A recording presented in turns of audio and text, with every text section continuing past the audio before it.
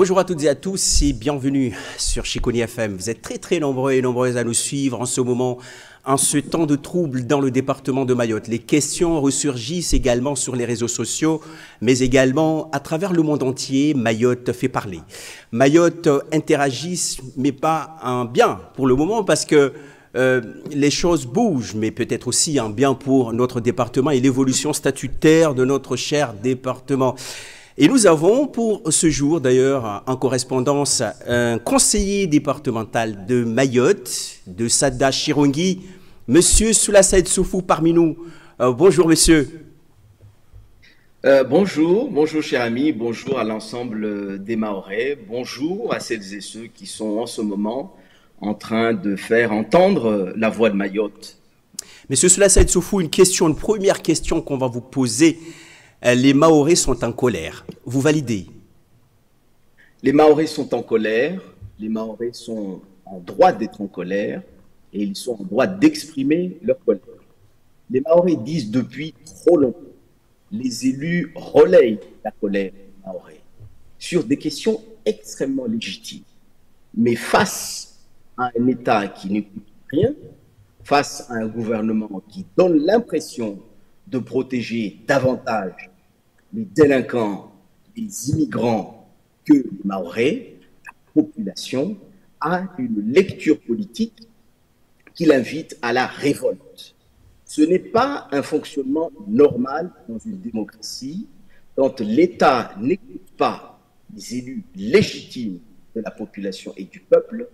Cet État-là a en face de lui une population en colère et c'est ce qui se passe aujourd'hui. J'invite le gouvernement et le responsable, le représentant de l'État à Mayotte, à rétablir la démocratie la plus saine qui soit, c'est-à-dire une relation saine entre les élus et l'État. Voilà la seule façon d'éviter qu'il y ait des troubles sur ce territoire, et ça n'appartient qu'à l'État, parce que la population n'est pas dupe, elle voit bien que l'État fait la sourde oreille. Alors, vous exprimez votre souhait de voir l'État se mettre au travail. Est-ce que vous pensez qu'il y a une rupture en profondeur? Oui, moi je vois très clairement que la révolte de la population a cette impression qu'on ne les protège pas, on protège davantage les clandestins et les délinquants. Ça ne peut pas durer. Nous sommes en République et on demande souvent aux Mahorais de se souvenir qu'on est en République, mais eux, quand ils réclament justice, quand ils réclament sécurité, ils ne voient rien, ils ne voient que des machettes en face d'eux. Je salue le travail et le dévouement de nos forces de l'ordre, mais les forces de l'ordre ne sont pas en cause. Ce sont les consignes officielles du gouvernement qui sont en cause et les Mahorais veulent que cela change. Sinon, nous allons avoir une rupture inacceptable ici entre les Mahorais et la France, entre Mayotte et l'État, entre Mayotte et la République.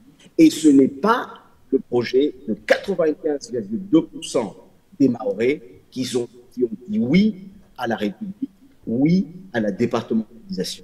Alors, la protection n'est pas nouvelle dans les bouches des Mahorais. Les Mahorais ont tendance, ont l'habitude de demander leur protection. Mais à chaque fois, on nous rappelle le droit. Est-ce que vous pensez que les Mahorais ignorent cette partie-là, la partie juridique? Les Mahorais n'ignorent rien. Les Mahorais sont parfaitement au fait du fonctionnement de la République, sont parfaitement au fait des responsabilités des élus et de l'État. Dans la crise que nous avons ici, les élus ne sont pas en cause. C'est la responsabilité de l'État. Nous avons un problème aux frontières. Ne mettre pas en cause les élus là-dessus. Nous faisons des réflexions, des propositions constamment sur ce sujet que l'État ne prend pas son compte. Nous avons un problème qui est celui de la régularisation massive des clandestins ici. Les élus ne sont pas en cause parce qu'ils mettent en garde les services de l'État. Ce que je dis, c'est que nous sommes arrivés à un point où il faut arrêter cette méthode, ces méthodes et ces pratiques passées qui consistaient à prendre les Mahorais pour des enfants et aller bassiner avec des discours à l'emporte-pièce. Les Mahorais veulent des résultats. Le président de la République et le Premier ministre ont mis cette nouvelle gouvernance sous le sceau des résultats et de l'action. Eh bien, Mayotte demande de l'action et Mayotte demande des résultats. On ne peut pas parler à la télévision en vide. Les Mahorais écoutent ce que disent les autorités de l'État et le gouvernement et ils veulent simplement être entendus chez eux aussi. Les Mahorais sont entendus par moments, mais on revient autour de cette question de rupture. Vous excluez les élus. Pourquoi? Sont-ils pas concernés par cette question de proximité? Les élus sont sur le terrain. Moi, je le suis. Et je sais que beaucoup d'élus le sont. Ce qui est en cause ici, c'est le fonctionnement déréglé de notre démocratie. Moi, je le dis, tant que l'État jouera à ce jeu de la division qui consiste à ne pas prendre au sérieux les élus de Mayotte, à ne pas écouter les élus de Mayotte, l'État aura en face de lui le chaos. Et si cela continue, moi je continue à croire que c'est voulu et organisé. Et si c'est le cas, c'est inacceptable. Et puisque je sais que nous avons au sein de l'État des gens responsables, je les invite dès lors à revenir à un fonctionnement normal d'une démocratie qui est celui d'écouter en priorité les élus et d'entendre la voix de la population qui s'exprime dans et à travers les élus. Alors, depuis le début de cette hostilité, nous sentons cette inertie de ces élus, parce qu'on ne les voit pas, on ne les entend pas dans les médias. Et entre autres, lors des élections, ils sont les premiers à être entendus, vus partout par la population. La population se pose des questions aujourd'hui, à part quelques élus. On n'entend pas trop nos élus mahorais. Est-ce une volonté de rester à l'écart? Ça n'engage que nous, la population de base, hein, cette question. Hein. Bon, moi, je n'engage pas les autres élus. Chaque élu exerce son mandat comme il l'entend. Moi, j'entends exercer le mandat et les responsabilités que m'ont confié les habitants de Sada et Chirongui sur le terrain. C'est ma méthode et je ne l'arrêterai pas. Je suis avec la population, où qu'elle soit, parce que c'est au contact de la population qu'on prend le pouls. On n'a pas d'institut de sondage ici. Nous devons donc être avec la population, avec les Mahorais, pour entendre leur voix et la transmettre auprès de l'État. Qu'est-ce que le rôle d'un élu, à part être le porte-parole de la population? Ce que je vous dis ici, ce ne sont pas des opinions personnelles, c'est le ressenti de notre population qui ne demande qu'une chose, que l'État dans lequel nous vivons arrête de montrer une protection excessive à l'endroit de ceux qui enfreignent nos lois, qui arrivent de façon clandestine chez nous et qui agressent les Mahorais. Les Mahorais veulent un changement radical, un changement profond dans la façon de faire fonctionner cette République, c'est-à-dire protéger d'abord les nationaux. Qu'est-ce qu'on est en train de demander à part cela? La sécurité, la sécurité et la sécurité. C'est tout ce que les gens demandent et c'est leur droit le plus strict. Alors vous contredisez quand même les pensées de Mahorais parce que nous, on a mis nos élus à la première ligne pour défendre les intérêts de Mayotte. Et aujourd'hui, depuis le lancement de toutes ces opérations, depuis quelques années, quelques mois, on n'entend pas nos élus défendre les intérêts de Mayotte. Mais par contre, les intérêts de ceux qui viennent, qui arrivent chez nous, sont mis en lumière. Il faut le protéger, il faut le mettre au bon endroit, il faut les loger, il faut les construire carrément un bâtiment dédié à eux.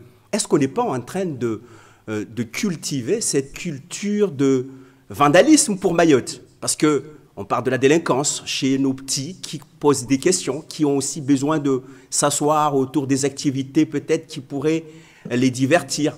Mais est-ce qu'on n'est pas en train d'instaurer un climat d'harangue, si je veux dire, à Mayotte? C'est bien ce que je dis.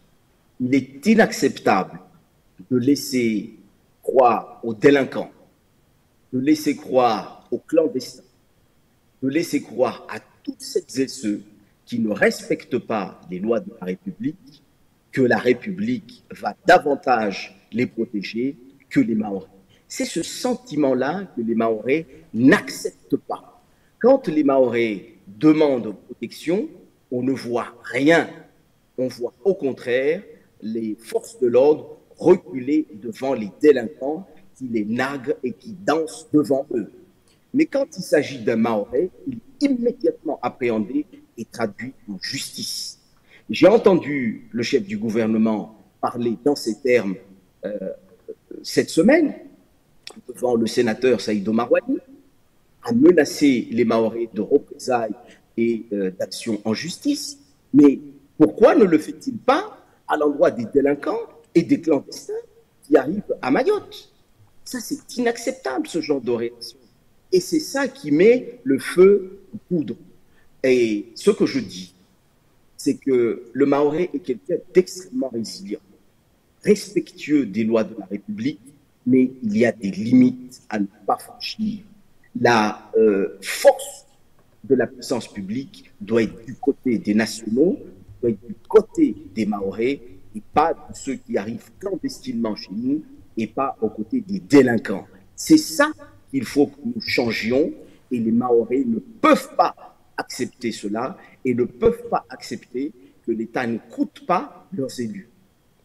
Cette limite, vous le positionnez où? Parce que vous parlez d'une limite à ne pas franchir. Dans tout le domaine?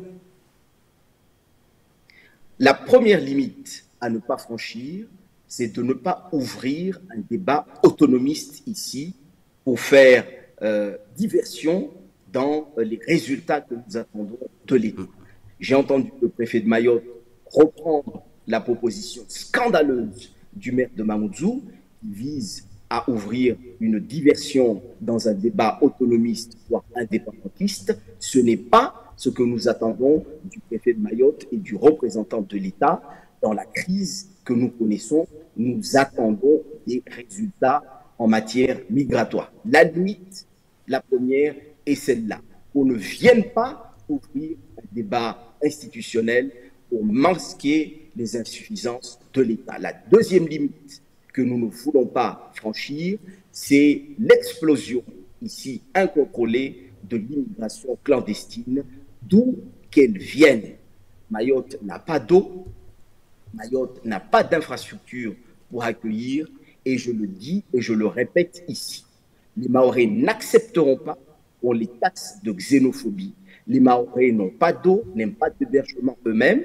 On ne va pas s'aventurer à construire des logements pour des clandestins alors que les Mahorais eux-mêmes manquent de tout.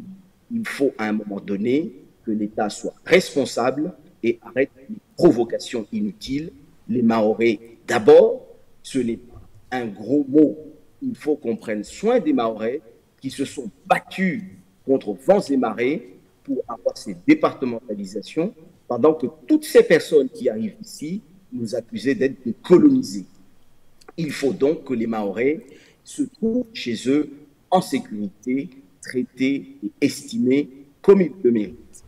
Alors ce discours d'autonomiste, nous l'avions aussi relevé à travers une chaîne connexe à Chiconi FM, et le préfet l'a évoqué, a donné raison à un élu de Mayotte, le maire de Mamoudzou, qui remettait en cause, en question, la question de la départementalisation. Est-ce qu'il fallait revenir dessus en cas de crise? Moi, je trouve les propos du maire de Mamoudzou irresponsables. Irresponsables. Et j'invite la Fédération des élèves à Mayotte à prendre la parole et à ne pas se cacher derrière des tweets ou des publications sur les réseaux. Les Mahorais sont perturbés par le silence de la Fédération des Républicains à Mayotte, qui ne recadre pas le maire de Mamoudzou, alors que les LR se targuent avec Nicolas Sarkozy d'avoir donné la départementalisation à Mayotte. Entendre un élu, les Républicains, de premier plan, appeler à l'indépendance, à l'autonomie, c'est tout à fait inacceptable. Moi, je condamne avec la plus grande fermeté ses propos et j'invite le maire de Mamoudzou à se calmer parce qu'il est en train d'insulter la mémoire de nos élus et de nos aînés qui se sont battus pendant 50 ans pour que nous obtenions la départementalisation à 95,2% de la population. Il faut arrêter les diversions. Ce qu'on demande au maire de Mamoudzou, c'est d'assurer avec sa police municipale la sécurité des habitants de Mamoudzou et à éviter de faire des diversions sur des sujets institutionnels qui ne relèvent pas de sa compétence. Merci, M. Soula-Saïd Soufou. On revient toujours autour de cette question épineuse de l'immigration clandestine. Mayotte n'arrête plus d'ailleurs d'être une terre promise pour ces personnes qui viennent de je ne sais où. On ne peut pas les citer parce qu'ils sont presque inidentifiables. D'ailleurs, on ne peut plus les identifier. Ils vont même revenir de l'Amérique jusqu'à Mayotte pour peut-être squatter nos zones. Cher ami, les Mahorais, je le disais tout à l'heure, accueillent toutes celles et ceux qui ont besoin de protection. Ceci étant, on accueille dans la limite de ses capacités. Nous ne pouvons plus accueillir, pas parce que les Mahorais sont xénophobes, nous ne pouvons plus accueillir parce qu'on ne peut pas accueillir dignement les personnes qui recherchent asile. On n'a pas de centre d'hébergement ici, on n'a pas d'hôtel en nombre suffisant pour pouvoir les reloger, même temporairement. Voilà ce que nous disons à l'État. Et ça, c'est le résultat de décennies d'inaction ici et de sous-investissement et de sous-dotation.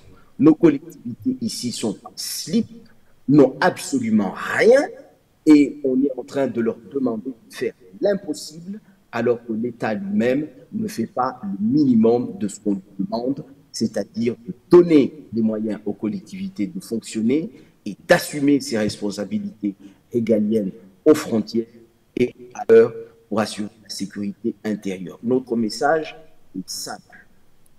On accueille quand on peut accueillir. Là, nous ne pouvons plus décemment accueillir.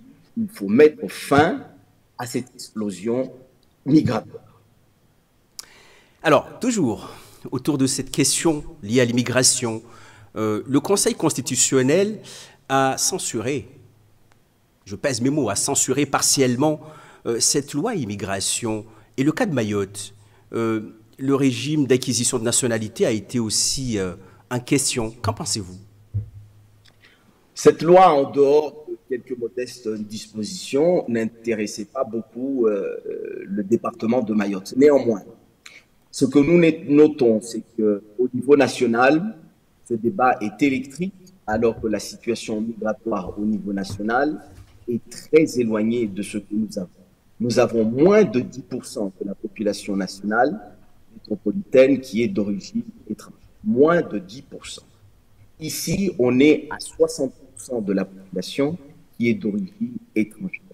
Les Mahorais sont minoritaires chez eux et je note et j'invite l'État à publier les chiffres les plus récents.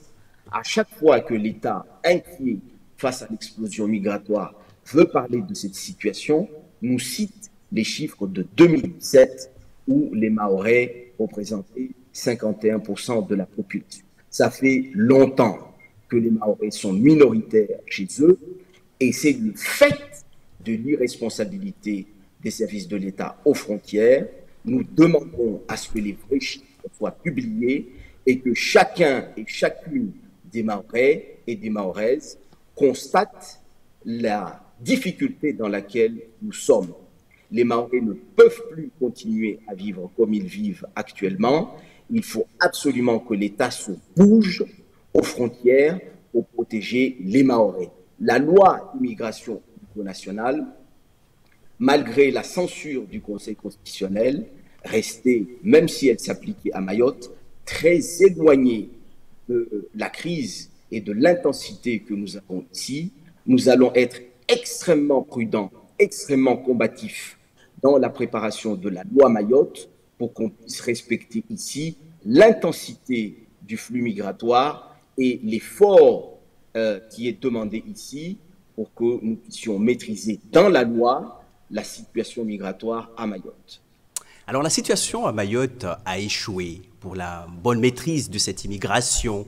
Vous, en tant qu'expert élu, vous êtes aussi très sensible à ce sujet. Vous nous parlez auparavant de la question de Schengen, vous nous parliez également des mises à disposition, des mises en place des dispositifs en mer.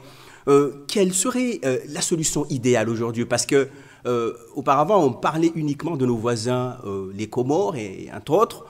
Maintenant, l'ouverture de Mayotte est plus que internationalisée. Peut-être d'autres planètes y arriveront sur Mayotte aussi, cela c'est faux.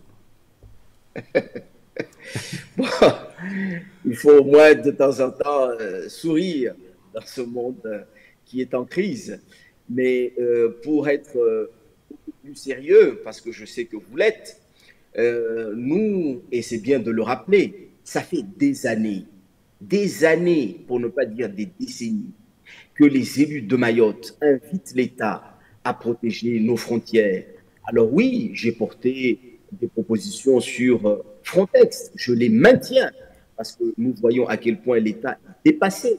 J'ai d'autres collègues élus qui ont parlé d'installer des bateaux de la Marine nationale. Je fais mienne ces propositions. Il y en a eu d'autres. Tout cela, toutes ces propositions que vous rappelez, vous montrent, si besoin était, que les élus sont en alerte sur ce sujet et que c'est l'État qui est défaillant. Rien ne pourra mettre en cause la responsabilité des élus que nous sommes. Nous assumons pleinement nos responsabilités, car quand nous échouons, nous avons sur le dos la Chambre régionale des comptes. Ici, la Chambre régionale des comptes du préfet, c'est la population de Mayotte qui est en train de faire ses observations et le résultat est négatif. La gestion de nos frontières n'est pas efficace et ce ne sont pas uniquement les Mahorais qui le disent.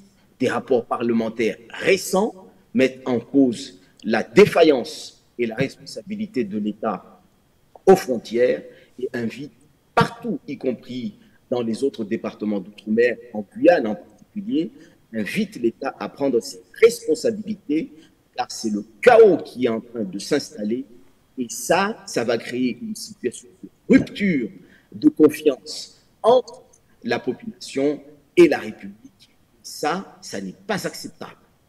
On ne peut pas non plus comparer les départements de Mayotte, le département de Mayotte à celui de la Guyane. Nos cas particuliers représentent une urgence mondiale.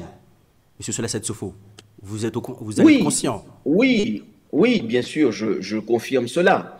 Même si, à bien des égards, la situation migratoire de la Guyane peut être comparée à celle de Mayotte, mais la Guyane est un quasi-continent, c'est un grand pays. J'ai eu l'occasion de m'y rendre à maintes reprises pour prendre le pouls de cette question là-bas, et j'adresse mes salutations à nos compatriotes guyanais. Et je dis ici que Mayotte n'est pas la Guyane. En Guyane, on a de l'espace. Ici, on est confiné sur 364 km². Il faut que l'État se bouge. Moi, je dis ici que les Mahorais ont raison de se soulever, les Mahorais ont raison de se révolter. Trop, c'est trop. La situation qu'on est en train de faire subir aux Mahorais, jamais on ne laisserait la moitié de ce qui se passe ici durer 5 minutes à Paris ou en métropole. C'est ça que les Mahorais sont en train de dire.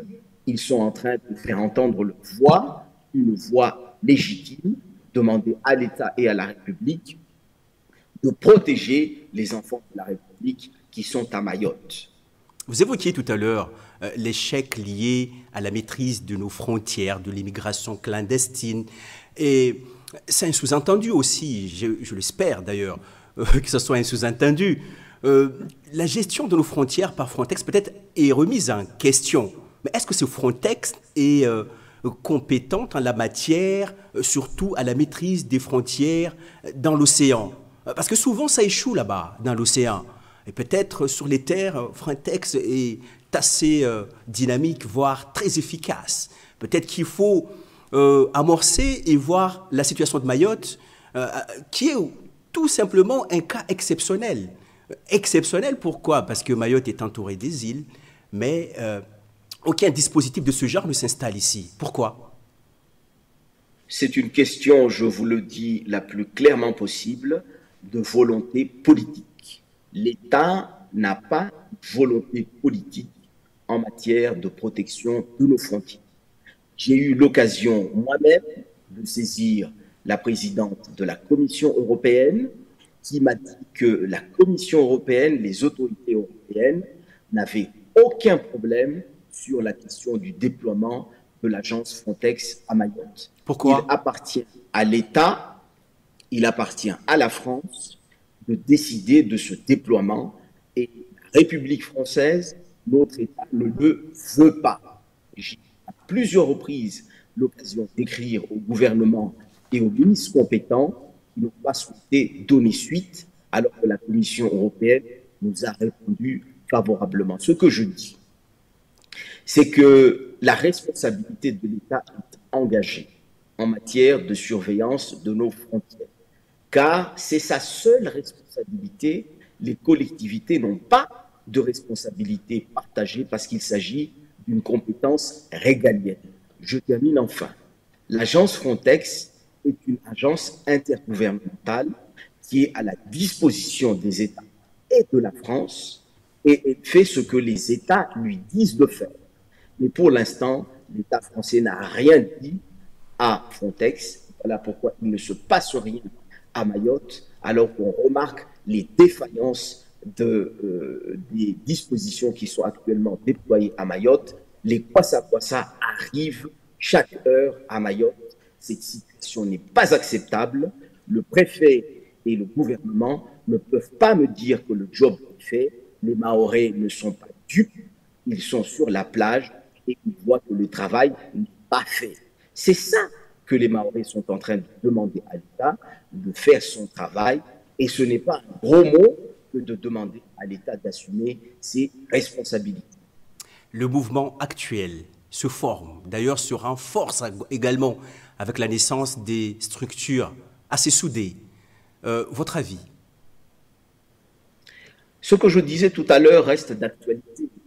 Tant que l'État n'écoutera pas les élus que nous sommes, parce que ce que nous disons, c'est la parole de la population, parce que s'ils s'en prennent aux élus, ils s'en prennent à la population. Ce que nous disons, c'est simplement le ressenti de la population. Et tant que cela ne sera pas fait, tant que l'État ne prendra pas au sérieux les élus de ce territoire, tant que l'État n'écoutera pas les élus de ce territoire, l'État aura en face de lui un peuple en colère et des collectifs qui vont se multiplier. Je préfère, dans le fonctionnement normal d'une démocratie, que l'État écoute les élus qui ont été démocratiquement choisis par cette population. L'État n'écoute pas les élus, M. Solet Sefou, c'est ce que vous disiez tout à l'heure, mais quelles sont les solutions? Vous qui êtes élu, on a besoin de vous peut-être pour nous dire, nous donner les pistes autour de cette sortie de crise. La première sortie de crise qu'il va falloir amorcer, c'est déjà d'évacuer l'ensemble des personnes qui n'ont rien à faire à Mayotte, parce que ce sont des immigrés économiques et que nous avons déjà un niveau de chômage élevé ici, qu'on ne peut pas absorber, même si on le voulait, ces populations. C'est la première chose. La deuxième chose, c'est que l'État accède aux revendications des élus de faire enfin son job. La troisième chose, pour en terminer, c'est que à chaque fois qu'il y aura une parole ici qui sera exprimée par les élus, nous voulons que l'État nous prenne au sérieux. C'est la seule façon d'éviter le chaos et l'État, je sais que ses responsables nous écoutent, je leur dis avec la façon la plus solennelle qu'il y a. Les élus de Mayotte sont des élus responsables qui sont à la disposition de la République et de l'État pour avancer. Il n'y a aucun élu ici qui souhaite le chaos à Mayotte.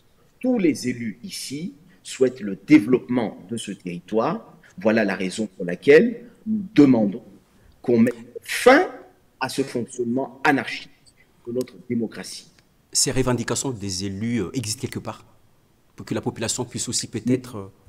parce que souvent, les actions de Mayotte sont tenues par la ténacité de cette population, cette résilience de la population.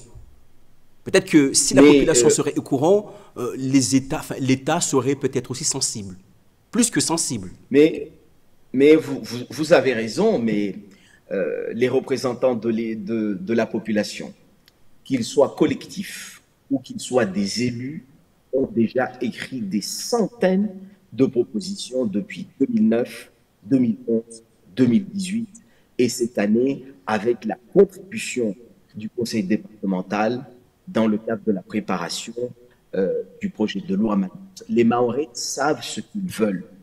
Ils demandent maintenant à l'État de nous dire ce qu'il veut faire à Mayotte. Parce que le flou est là. Les Mahorais sont déterminés.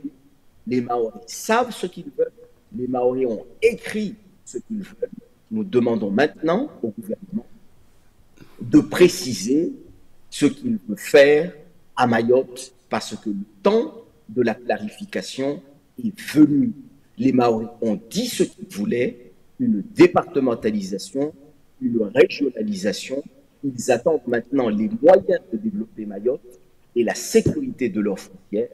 Il faut maintenant que l'État parle sur l'ensemble de ces sujets et qu'on soit en toute transparence dans la conduite de la destinée de Mayotte.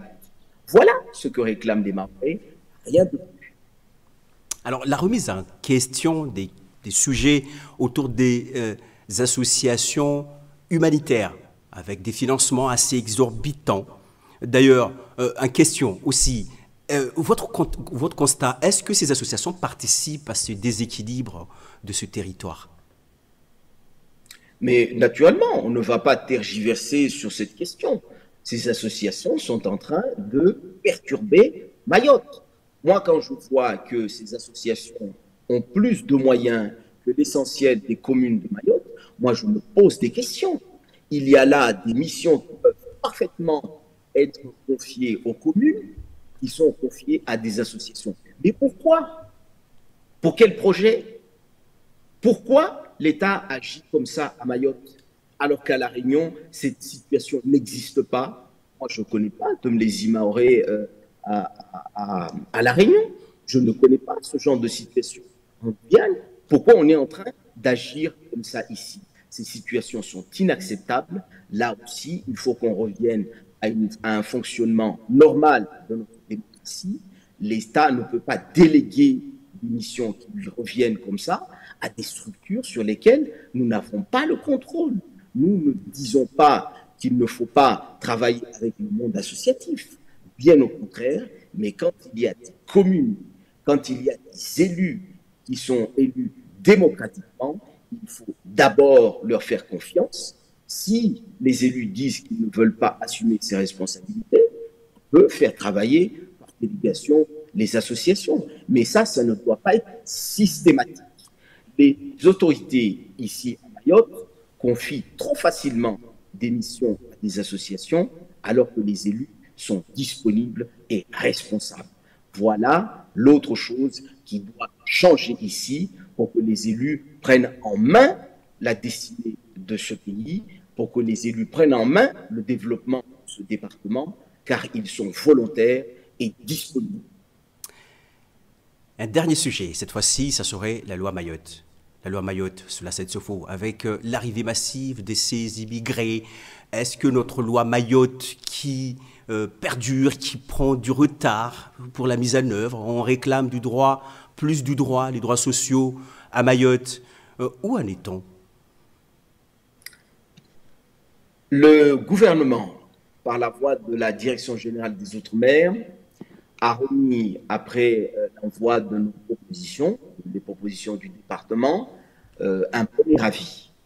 Je suis scandalisé, je vous le dis, par ce que j'ai pu lire. Sur aucun sujet majeur que nous demandons, l'État n'a émis un avis favorable. Sur aucun sujet majeur. Moi, je le dis très clairement. Si c'est ce genre de texte que l'État souhaite imposer aux élus de Mayotte, je vais appeler à bloquer ce texte. Car il n'est pas acceptable que les revendications des élus de Mayotte et les revendications légitimes de la population de Mayotte ne puissent pas être entendues alors qu'on est en train de gonfler la tête des délinquants et des clandestins. Ça, ce n'est pas acceptable. Il faut qu'on renverse ici la chaîne des valeurs et qu'on dise d'abord, il faut entendre la voix de Mayotte et des Mahorais, la voix des élus, et après, je suis d'accord, la voix de la République, les valeurs de la République, nous les faisons nôtres, mais il ne peut pas être une situation dans laquelle les élus de Mayotte et les revendications légitimes de Mayotte puissent passer au second plan pendant qu'on met en avant les droits des étrangers, la protection des mineurs délinquants. Cette lecture politique-là, nous allons la combattre. Donc vous nous affirmez ici que la loi Mayotte est aussi un échec. Je dis simplement que les premiers retours que nous avons du gouvernement ne me satisfont pas. Et ça, j'ai beaucoup d'élus avec lesquels je travaille qui sont choqués par ce premier retour. J'invite le gouvernement à la responsabilité, car il a l'habitude de le demander à l'endroit des élus. Je retourne la même chose à l'endroit du gouvernement. Entendez les revendications des élus de Mayotte, qui sont des élus responsables. Il ne faut pas faire la sourde oreille au risque de créer l'embrasement et la révolution à Mayotte. Personne, à part les anarchistes, les autonomistes irresponsables, n'ont envie qu'il y ait ici le chaos. Le fameux Kogno Moja a disparu, M. Soulassed Sofo. Nous, population de base, on n'est plus au courant de quoi que ce soit. Cette loi Mayotte qui est remise en question, remise en doute, la population n'est pas au courant aujourd'hui. Nous avons mis un agenda de travail ensemble, comme je dis nous, le département et l'ensemble des élus, et il est question que nous puissions nous regrouper prochainement dans le cadre d'un dispositif qu'on appelle le Congrès de Mayotte, qui est l'ensemble des élus et des forces vives ici, pour qu'on puisse discuter de ce texte. Moi, je viens de vous exprimer ma position. Tant que les revendications légitimes des Mahorais ne sont pas prises en compte dans ce texte, ma position est négative. Moi, je ne vais pas appeler à voter un texte qui ira contre la volonté des Mahorais. Je n'ai pas reçu de mandat de mes électeurs à leur confiance, mais j'ai reçu un mandat pour les défendre. Merci, monsieur Soulassed Sofo, d'avoir répondu à nos appels. Chikoni FM vous remercie et puis les engagements sont assez multipliés de votre côté, on le voit d'ailleurs à travers les réseaux. Vous êtes très actif, monsieur Soula. À très bientôt.